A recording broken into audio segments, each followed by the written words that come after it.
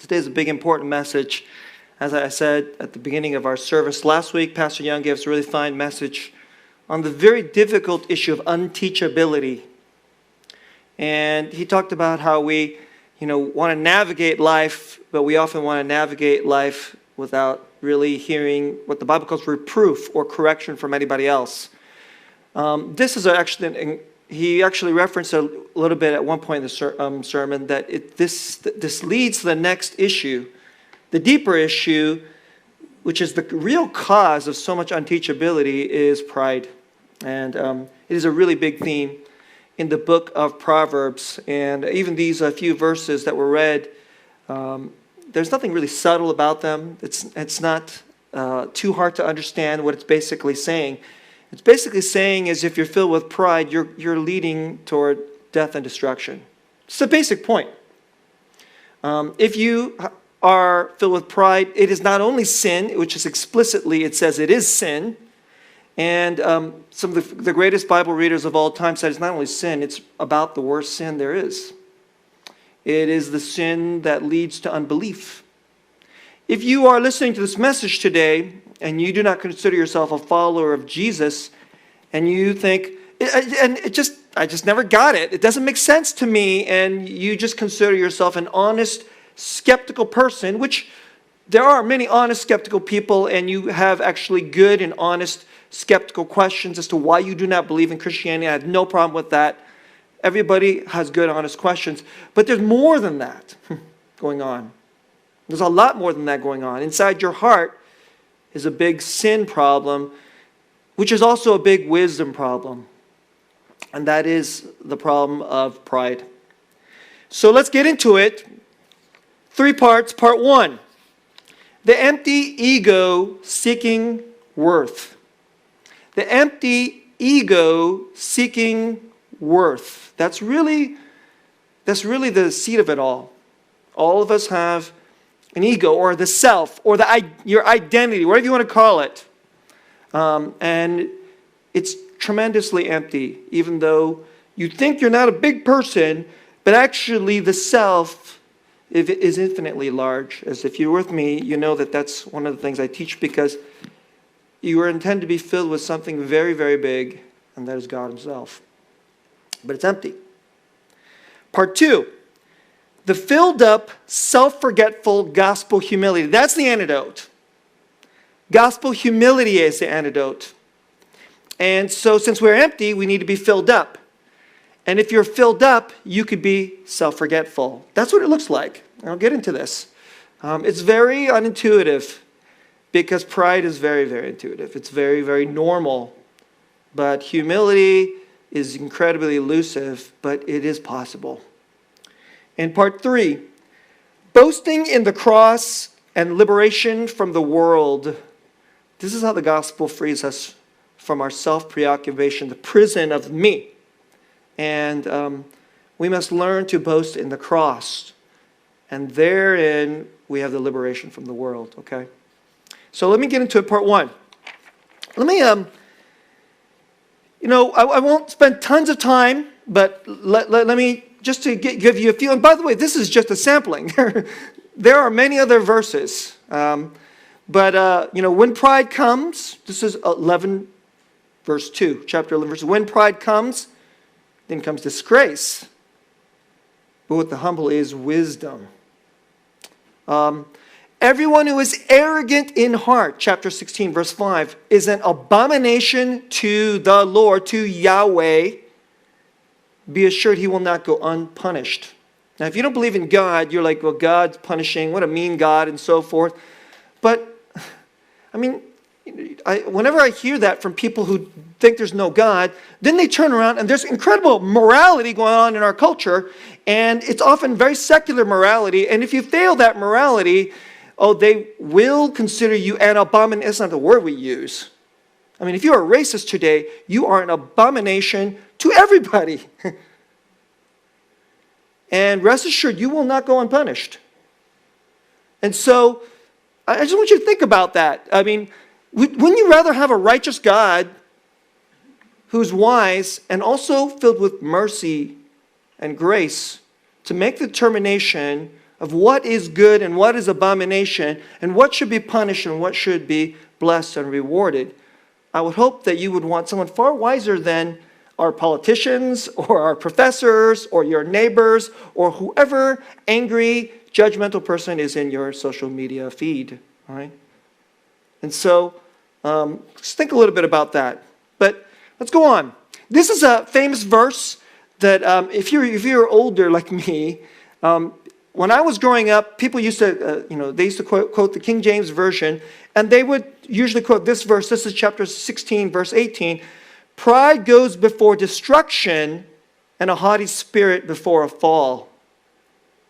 And so, usually people used to quote it in kind of simple way. Pride goeth before a fall. Obviously you could see this is the verse, but it's a little clipped. But basically, it is predicting, maybe it is even promising. It is promising. Understand that the Proverbs are general pieces of wisdom. It isn't an absolute exactly one-to-one, but generally this is the way life works.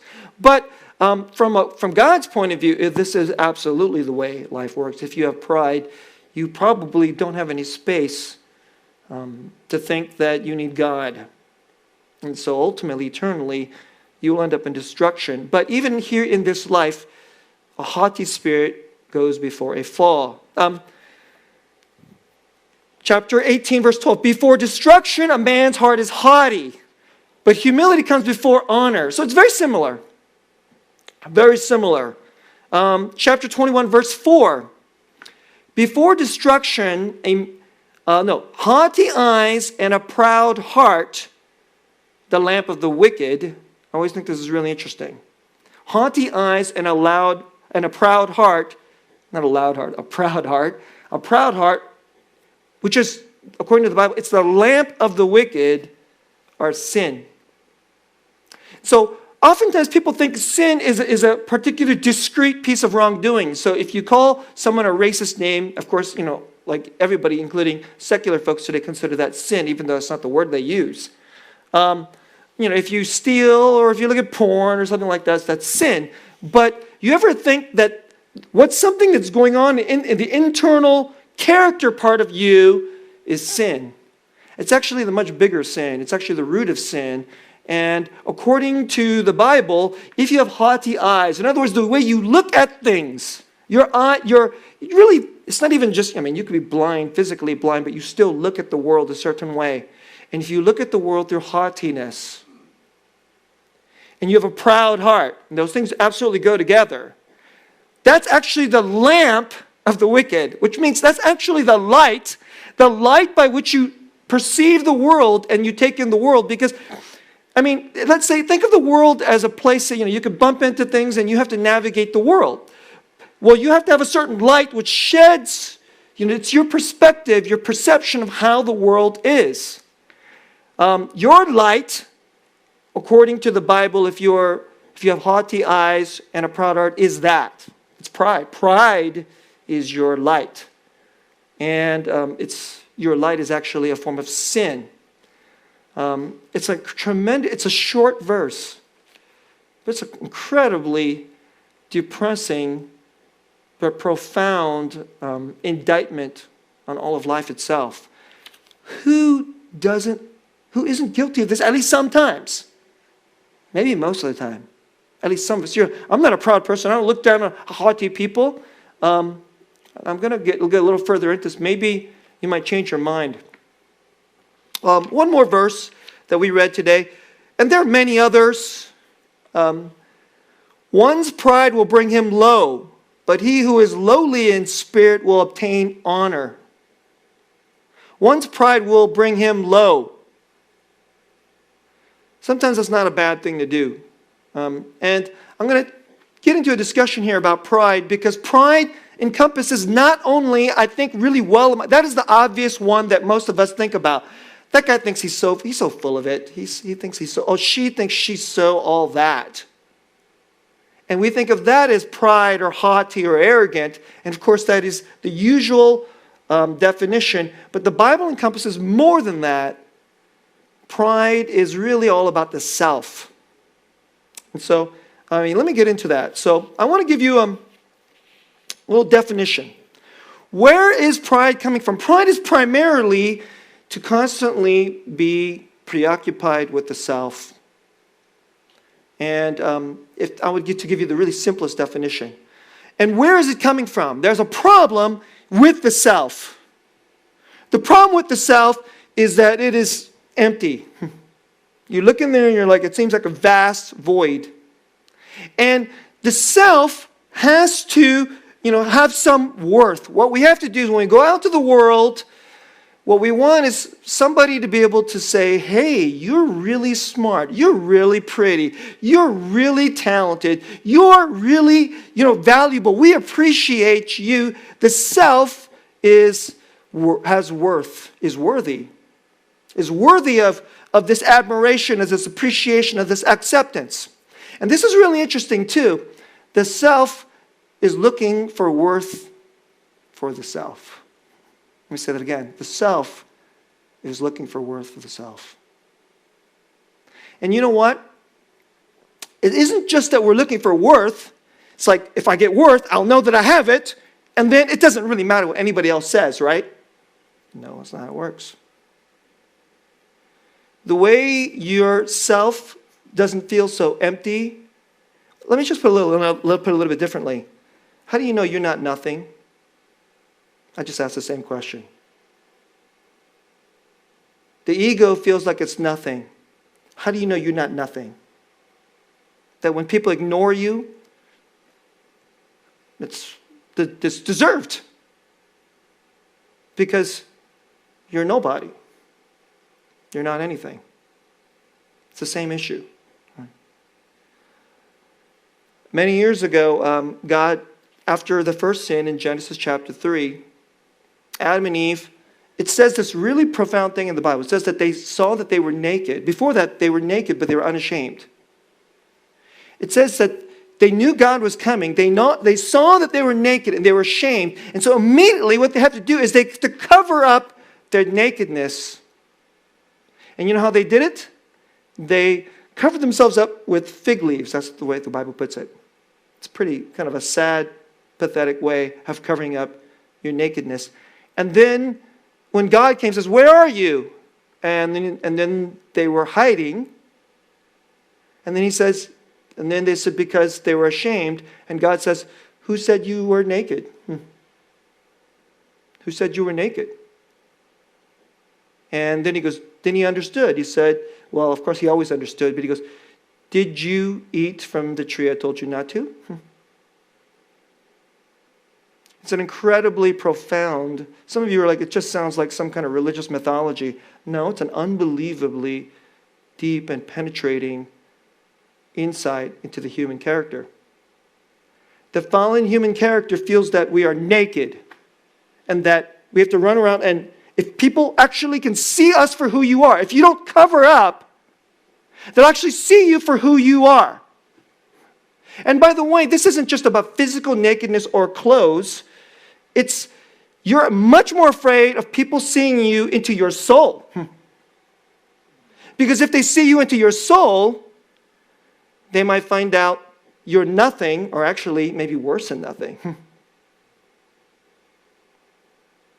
And here we go. We go out into the world. Inside, they're going to find out I'm nothing, or worse than nothing.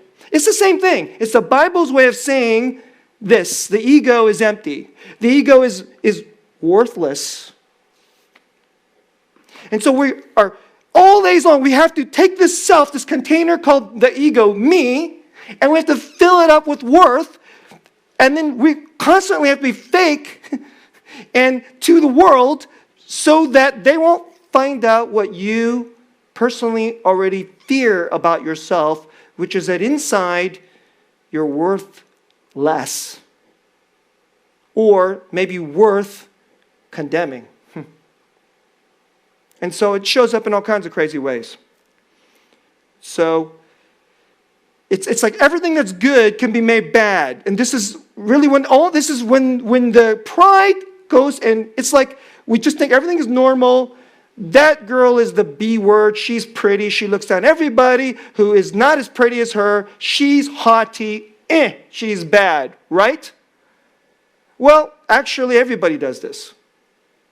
She may do it on prettiness, but you do it on like, well, he wastes a lot of money, I am sensible.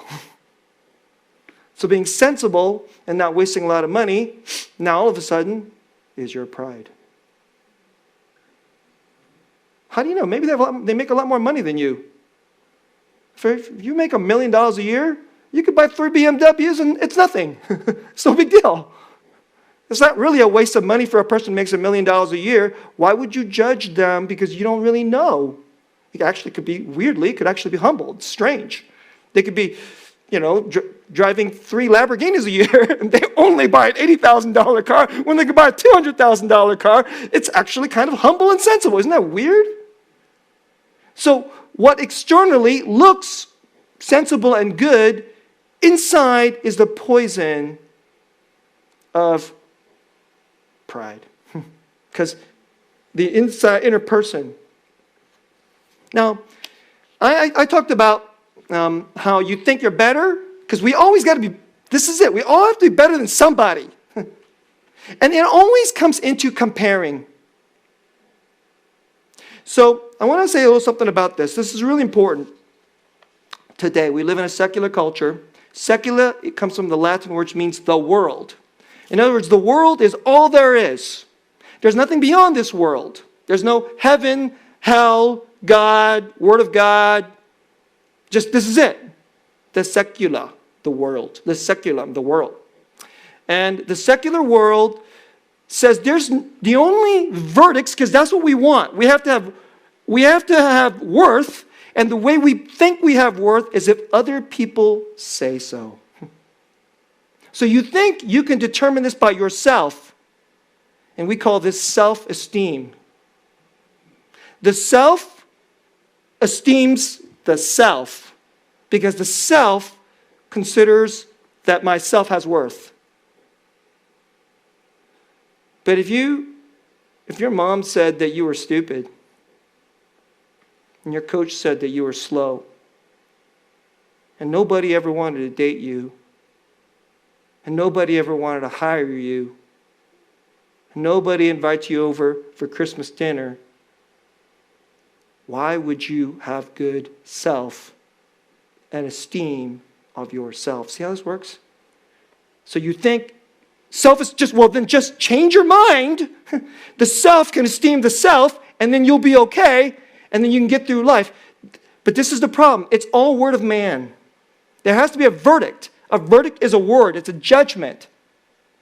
It's a judgment about you. It's about judgment about you. You can't give yourself a judgment about you. You give yourself a judgment about you. Let's say you're like, all right. Sometimes we have a little joke at my house, and my wife goes, "You're getting rounder." And I go, "What are you talking about?" "I think I look great."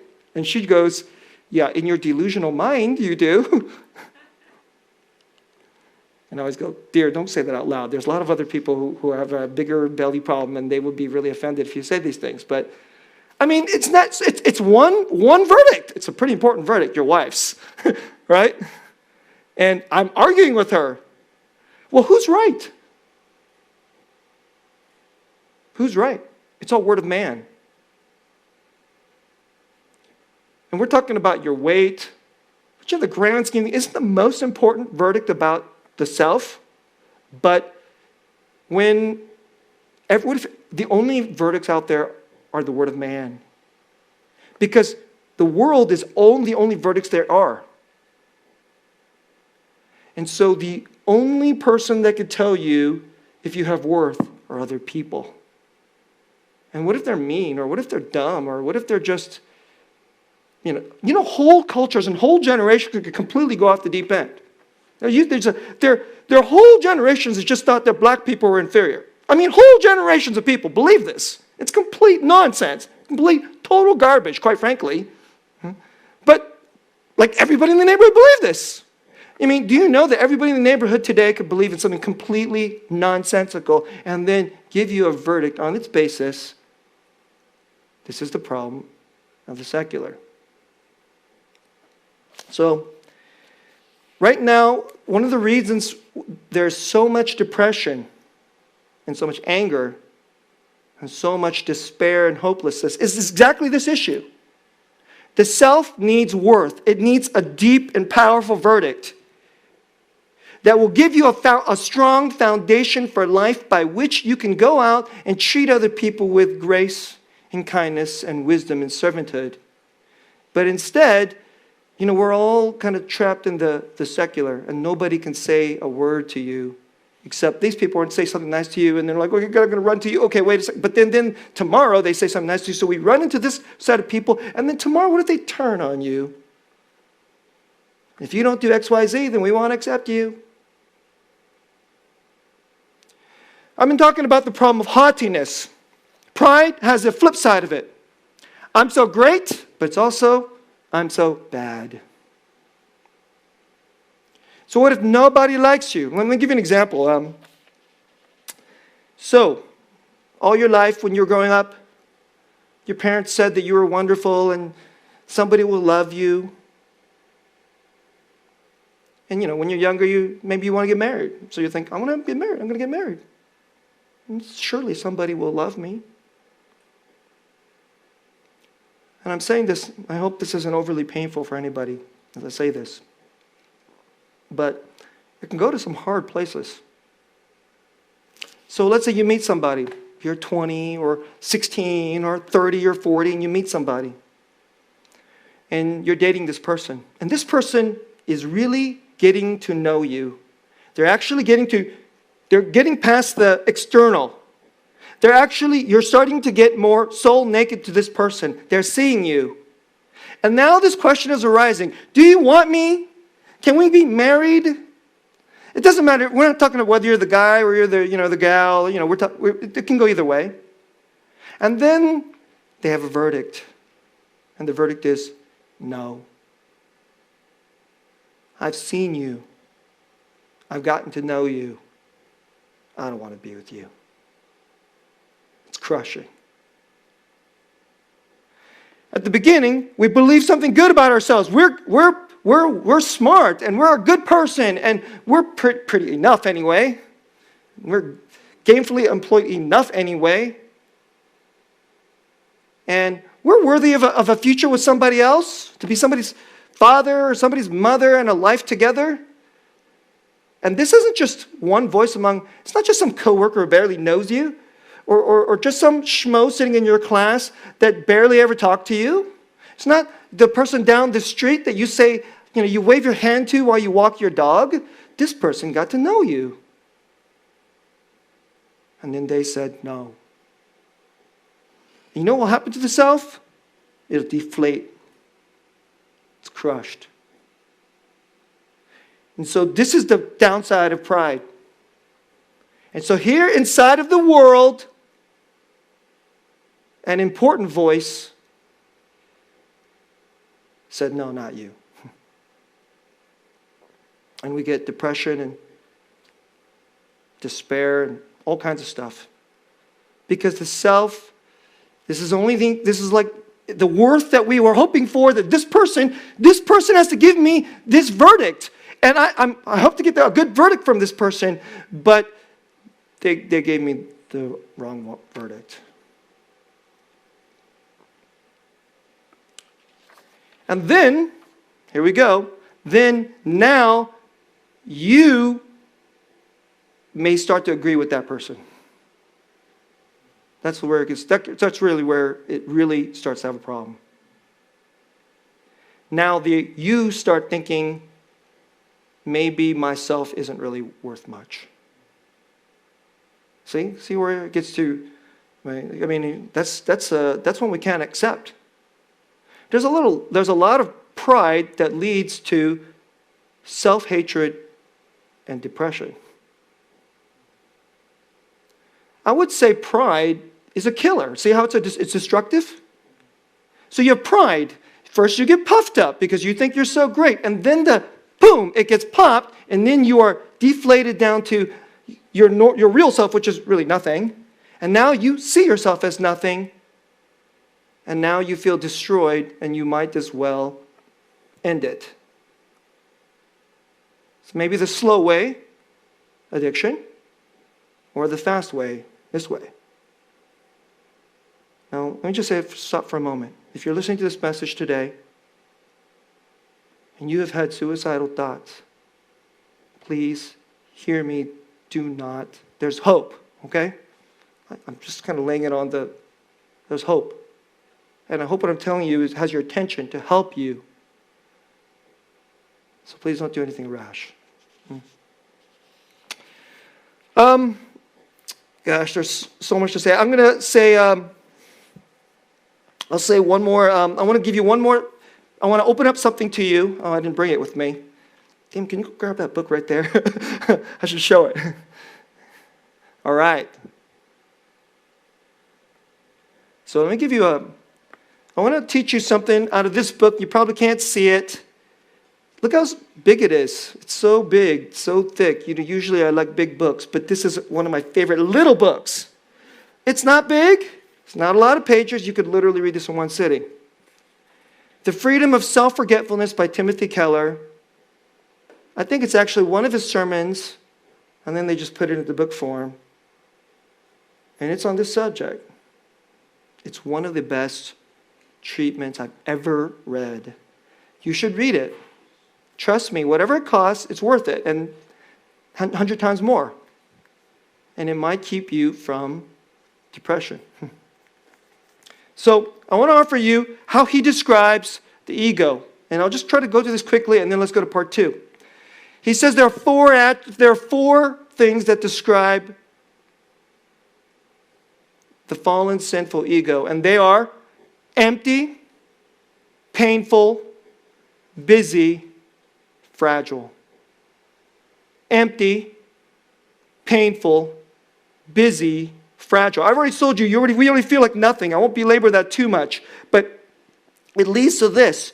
Since we're nothing inside, you can't be seen as nothing inside, so you have to build yourself up. What you're building up is being puffed up. Do you see it? If you take a balloon, there's nothing inside. For it to make it bigger, it's puffed up. So people puff up.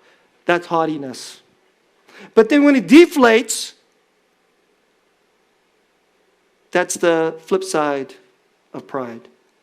But both are the same expression. It is the preoccupation with the empty self.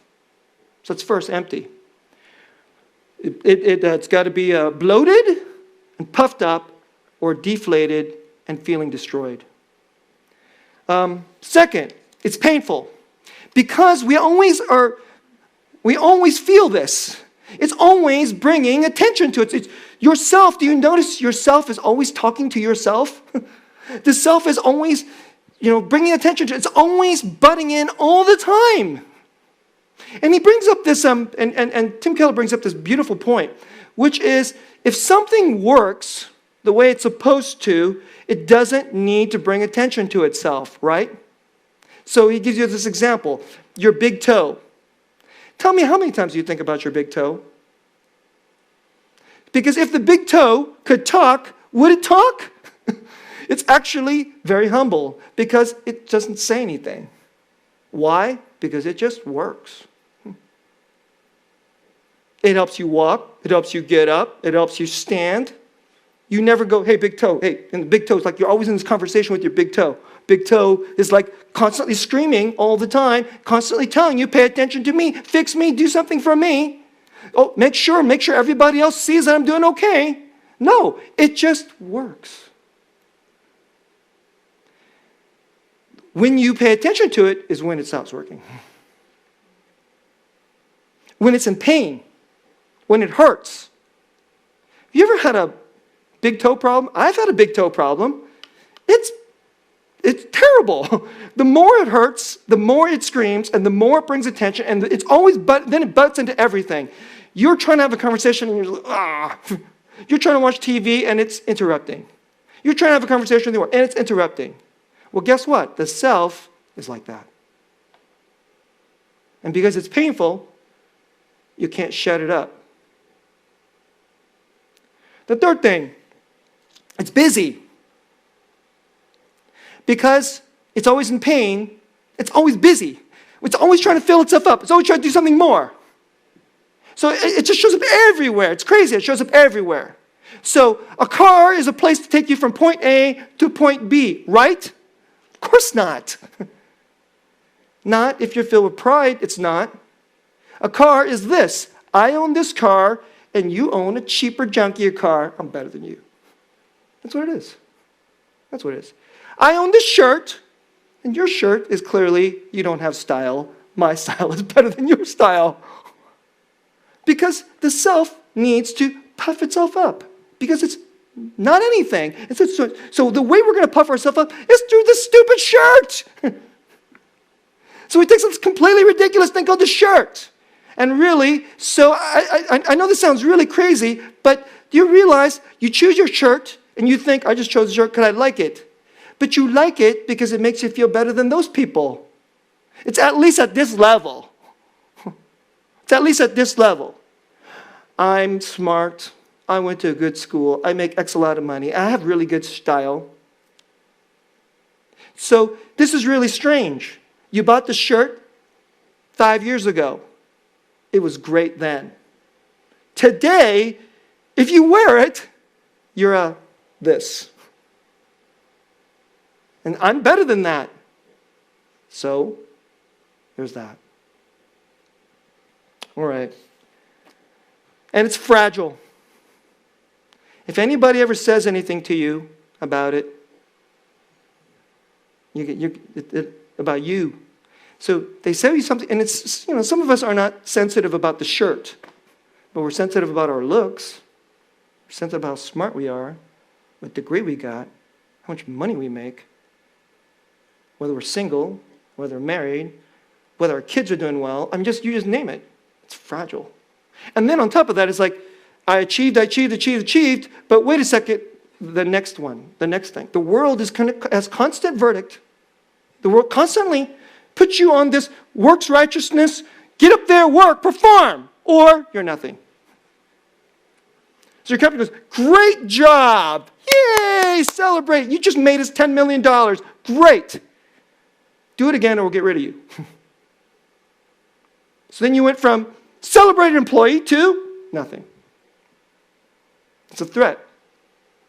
And so yourself is fragile.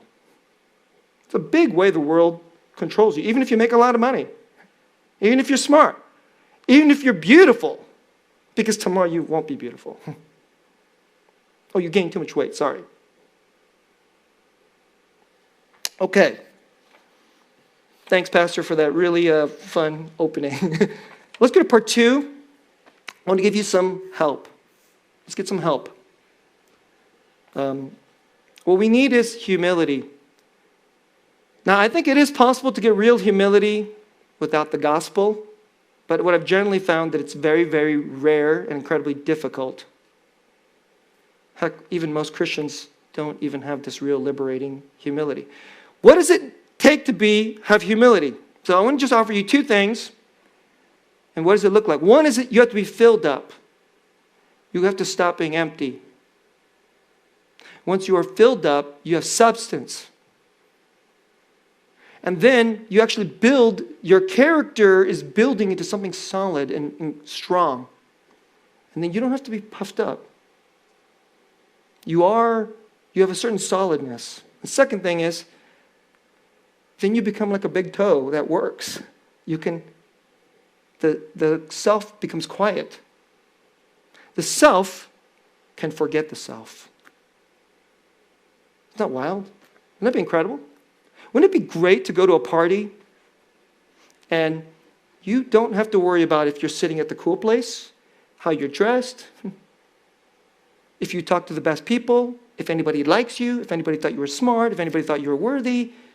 You went to the party and you enjoyed them, the people. You enjoyed listening to what they had to say. You laughed. And it had nothing to do with you, except that you got to receive all the good things from the party. So I want to give you 2 quotes. The first one is from the great chapter from Mere Christianity called The Great Sin, and the great sin is pride. And this is awesome. I've thought about this for many, many years, and I want to challenge you to think about this too. So here's how he puts it. Do not imagine that if you meet a really humble man, that he will be what most people call humble nowadays. He will not be a sort of greasy, smarmy person who is always telling you that, of course, he is nobody. Probably all you will think about him is that he seemed a cheerful, intelligent chap who took a real interest in what you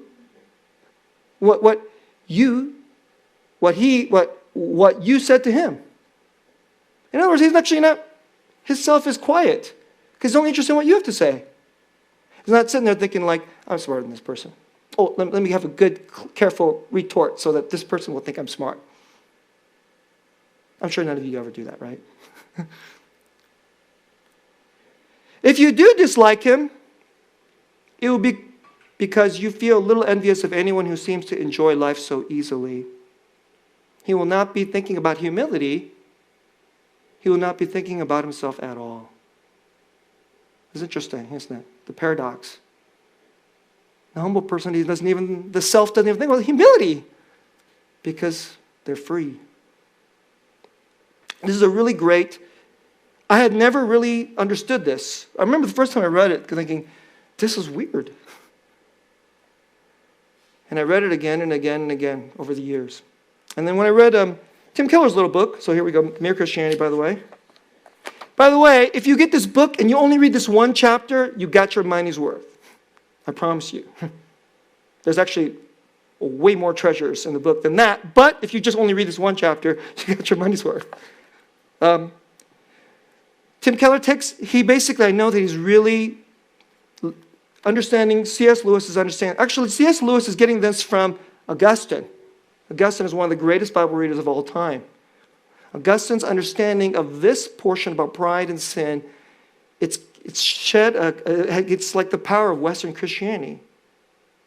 Literally 2,000 years of incredible wisdom until our age, which is completely lost, and we're imprisoning ourselves and destroying ourselves by saying, go to self-esteem, because the self has to esteem the self. In other words, the self needs more pride. Actually, that's really our secular answer to feeling bad about yourself. You need to feel better about yourself, so esteem yourself. In other words, get better pride. That's really what it's saying. Now, let me give you Tim Keller's definition, and this is worth reading, and I think it's like the best part of the book. Okay, so here we go. The essence of gospel humility is not thinking more of myself or thinking less of myself. It is thinking of myself less. Isn't that interesting? Let me say that again.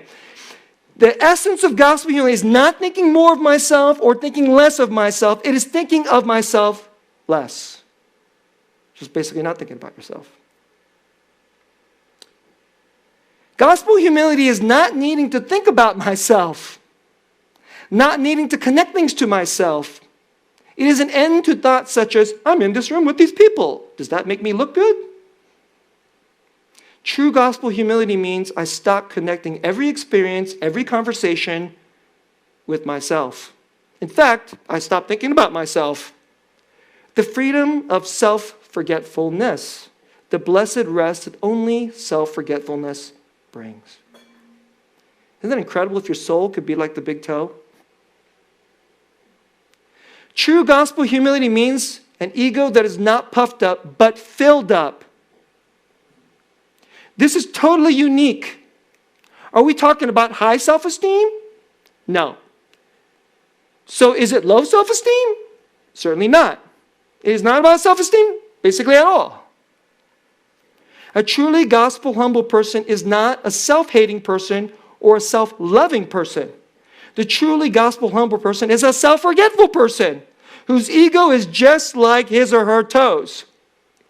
It just works. It does not draw attention to itself. The toes just work, the ego just works, neither draws attention to itself. That's what it's like. I want you to say something to you now.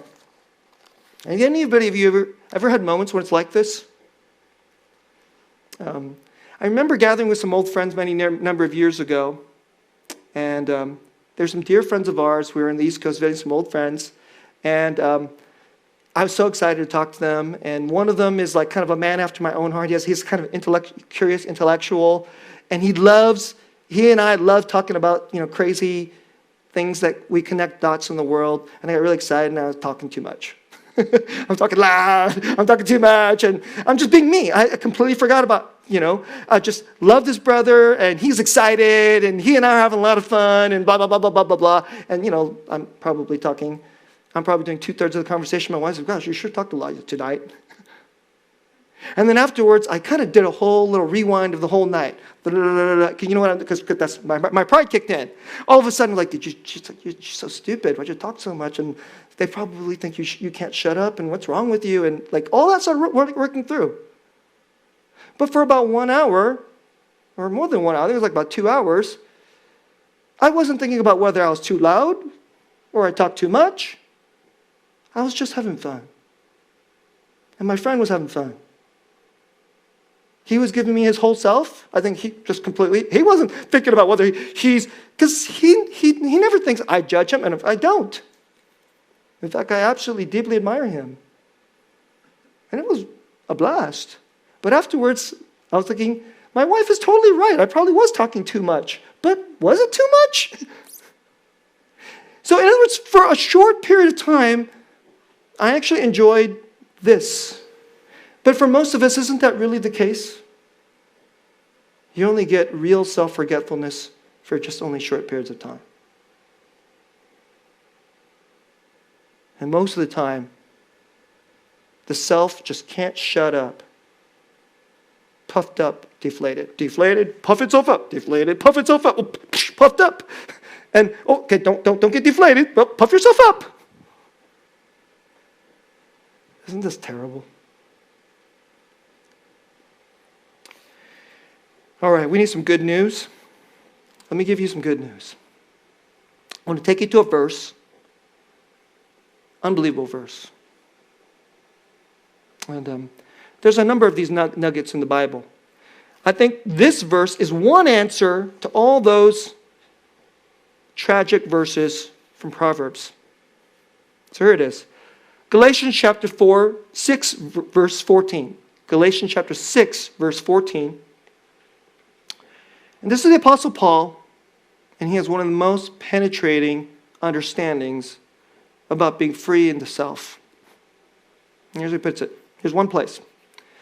Far be it from me to boast except in the cross of our Lord Jesus Christ, by which the secular, all the other voices of the world, has been crucified to me, and I to the world. Let me read it again. Far be it from me to boast, because there we go, boast. That's what we do. I have a better shirt than you. That's my boast. I'm being a really smart person, and everybody around here thinks I dress so nicely at this party. It's my boast. So every day we go out into the world to have some basis by which we could prop up our self-esteem, our pride. That's the boast. You know, Paul's saying, I don't have any. Zero, zip, zip, none, except for one. It is in the cross of Jesus. And here is what you get if you have the cross of Jesus. If you belong to Jesus and you have this one boast, you can say this, by which the world has been crucified to me and I to the world. Now let me unpack what this means. All throughout the world, we're going through the secular. You want verdicts, someone telling you you're good, you're good. That's why we always like, being around people that like us. We get on Facebook or whatever it is, just give me the like. Well, my friends give me likes. I hear teenagers today, like they feel crushed if they don't get likes from their friends. But come on, we think we're just looking down on teenage girls because they do that? Everybody does that. Everybody does that. Wouldn't it be great if the world's verdicts on you and the world's treadmill of get yourself worth could be crucified to you. It's dead. It's gone. So, if you meet Jesus at the cross isn't only that he paid for your sins. He liberates you from the painful, busy, empty self. On the cross, all that is nothing and worthless and wicked and stupid and foolish in us dies, including the pride. And then all the verdicts of the world can die. Because only one verdict is left. His. And he doesn't only leave you with the verdict, because then he goes, you are empty. All your empty, sad, pathetic, ego self, you'll die here at the cross. But Jesus says, I am solid. I have riches. I have great worth. I have great wisdom. I have beauty and glory that's infinite. Let me fill you with that. Let me fill you with me. And let me give you a new verdict. Above all the world and above the seculum, I will crush that world. And there'll be nothing to you. And then you can go out into the world and you live in the world, but it's crucified to you. And now you become filled up. And you can become like a really happy big toe. Maybe you're a quiet person. And you just stop worrying about if you're a quiet person. Maybe you're a loud and talkative person, like me. And by the way, both are fine to God. Those are good, by the way. Introvert is good. Extrovert is good. Neither is sin. I don't know if you know that. I know in America, extrovert is good and introvert is bad. That's wrong. It's wrong. Introvert, God made. Extrovert, God made. Tall people, God made. Short people, God made. Some like really skinny people and, some plumper people. God makes them. He made you. So he likes you this way. Black people, white people. He likes it. It's good. And then, now, he fills you with you even better. With all his infinite riches. And then his verdict. There's the worth that can be never taken away from you. And if you would believe in that verdict on you, then yourself can believe something new about yourself. Which is neither, I'm so great, on some BS-y kind of nonsense, puffed up basis, or I'm so nothing because everybody thinks I'm nothing, but the most glorious person absolutely cherishes you and has put the final verdict on you, and by which you could be, the world is crucified to you. Even though the world wants to crucify you, that's what means an eye to the world. That means the world doesn't like me because I'm free from it now. Of course the world doesn't like you. The world always wants to strangle you and control you. It's one of the reasons why the world hates Christians. It's why the world doesn't hate Christians, because we're not of them. We belong to heaven.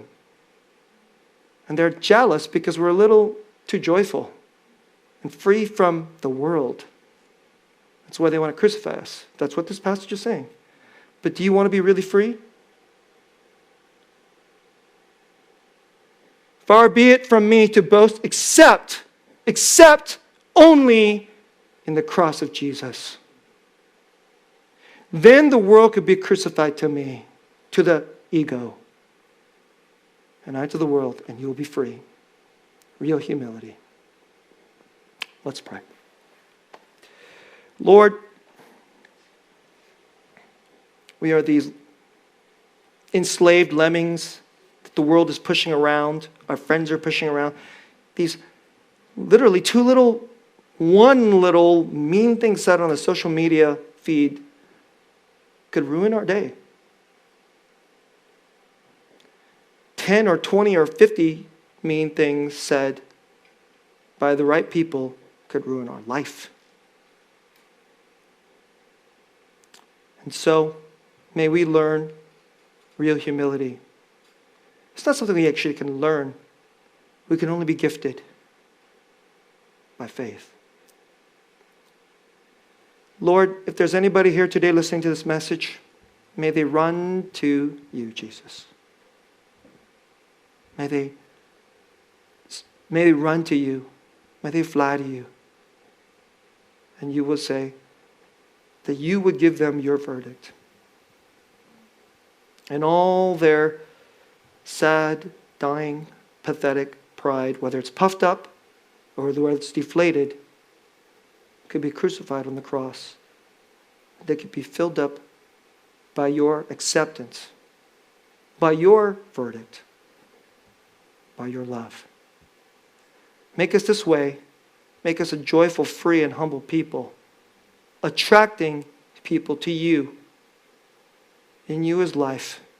In you is real humility. Praise in Jesus' name.